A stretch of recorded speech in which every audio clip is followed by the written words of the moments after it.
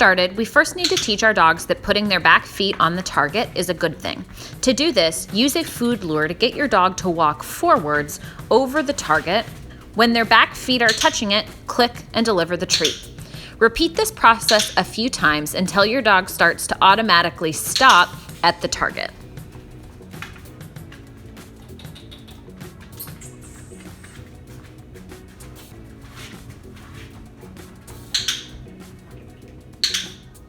Once your dog has earned several clicks and treats for the back feet on the mat, you'll begin to lure your dog forward. Put the treat in front of their nose and pull them forward towards you and away from the mat. Then wait. Any motion they make backwards to get towards the mat, you will click and treat. Always make sure that you give an additional click and treat when they find the mat correctly. Ignore any other behavior like a sit or a down, but if you notice that your dog is offering lots of that behavior, take a quick break and start again from the very beginning, luring them onto the mat and clicking and treating.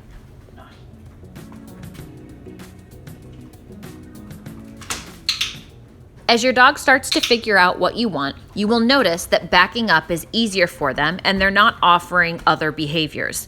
As this gets easier for them, you can start to increase the amount of distance that they back away. To do this, with each successful repetition, you will lure them just a little further forward, increasing the amount of space between them and the mat. This makes it more challenging for them and starts to add distance to your backup. With the last repetition of backup, you could see Lennon's foot come off the sticky mat and move on to the hardwood. This freaked him out a little bit, and he was worried about backing up.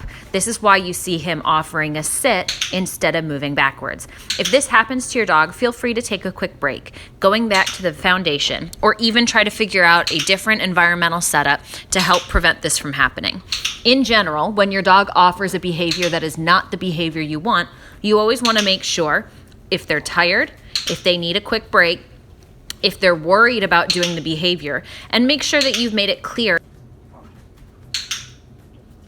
And is definitely not something we want to see in our training sessions. Slowly work on increasing distance, asking your dog to come forward to you and back all the way up to the target. Decide how much distance you would like with the behavior before you put it on cue. We want to add the cue just before we get the final behavior we want. So if you want 5 feet of distance with your back up, wait until you have shaped 5 feet of distance before you add your cue.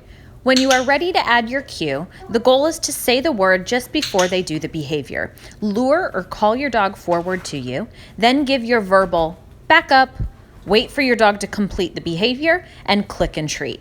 Repeat this process in lots of environments to help them learn exactly what you want.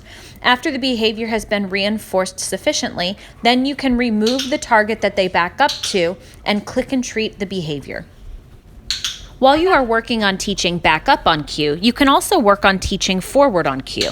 I like to teach behaviors in pairs whenever possible, on and off, right and left, stay and free.